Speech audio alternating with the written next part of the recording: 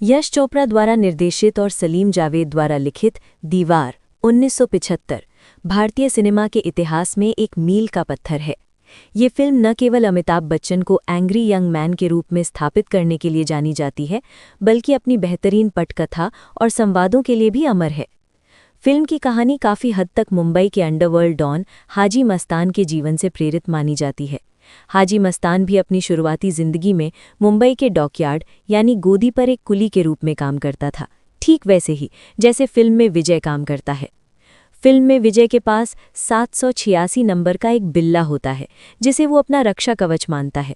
दिलचस्प बात, जब विजय पर हमला होता है तो वो बिल्ला उसकी जान बचाता है, लेकिन अंत में जब वो बिल्ला उसकी जेब से गिर जाता है तभी उसे गोली लगती है। ये भाग्य और समय के चक्र को दर्शाने का एक बेहतरीन तरीका था। हिंदी सिनेमा का सबसे प्रतिष्ठित संवाद मेरे पास माँ है को लेकर शशि कपूर शुरू में थोड़े संशय में थे। उन्हें लगा था कि अमिताभ के लंबे और प्रभावशाली संवादों के सामने उनका ये छोटा सा वाक्य फीका पड़ जाएगा, लेकिन सलीम जावेद को अपनी लेखनी पर भरोसा था और आज ये दुनिया भर में सबसे ज़्यादा बोले जाने वाला फिल्मी संवाद है।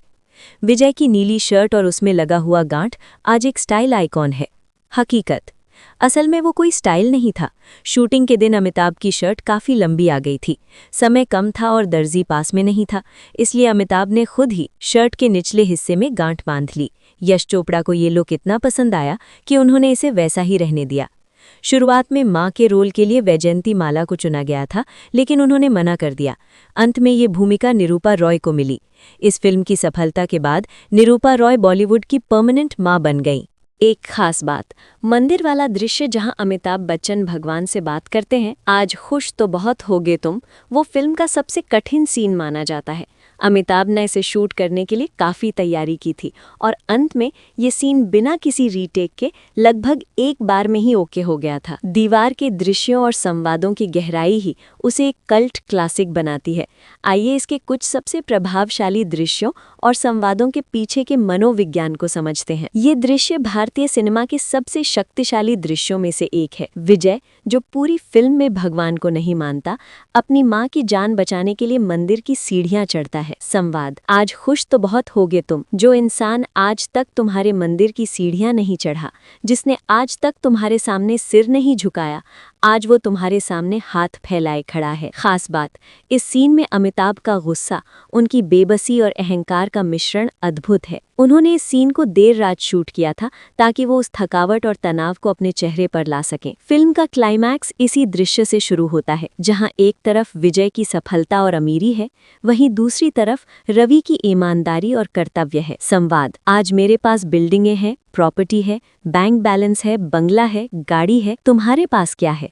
रवि, मेरे पास माँ है। महत्व, ये संवाद केवल फिल्म का सबसे हिट डायलॉग ही नहीं, बल्कि ये फिल्म की पूरी फिलॉसफी को समेट देता है। ये बताता है कि भौतिक सुखों के सामने नैतिक मूल्य और प्रेम की जीत होती है। आज भी फेंके हुए पैसे नहीं उठाता। जब विजय बच्चा था तब एक अमीर आदमी ने उसे पैसे फेंक कर दिए थे, जिसे उसने नहीं उठाया था। सालों बाद जब वो खुद एक बड़ा नाम बन जाता है और स्मगलर उसे पैसे देता है तो वो वही शब्द दोहराता है। अर्थ, ये संवाद विजय के आत्मसम्मान और उसके भीतर दबे उस बचपन के घाव को दर्शाता है जिसे वो कभी भूल नहीं पाया। जब रवि को पता चलता है कि उसका अपना भाई अपराध की दुनिया में है तो वो उसे गिरफ्तार करने का फैसला करता है। भाई, तुम अभी इतने अमीर नहीं हुए कि अपने भाई को खरीद सको। प्रभाव, ये डायलॉग रवि के किरदार की मजबूती को दिखाता है कि उसके लिए उसका फर्ज खून के रिश्तों से भी ऊपर है। फिल्म के अंत में जब विजय गोली लगने के बाद मंदिर पहुंचता है और माँ की गोद में दम तोड़ता है तो वो दृश्य दर्शकों को भावुक कर देता है। वो मरते हुए कहता है, माँ, मैं बहुत थक गया हूँ, मुझे सुला दे। ये दिखाता है कि दुनिया की नज़रों में वो कितना भी बागी क्यों ना हो, माँ के सामने वो हमेशा वही छोटा बच्चा रहा। सलीम जावेद की लेखनी की ये खूबी थी कि उन्होंने केवल संवाद नहीं लिखे, बल्कि किरदारों के बीच एक ऐसी दीवार खड़ी की जो सामाजिक और नैतिक संघर्ष को बखूबी दर्शाती है।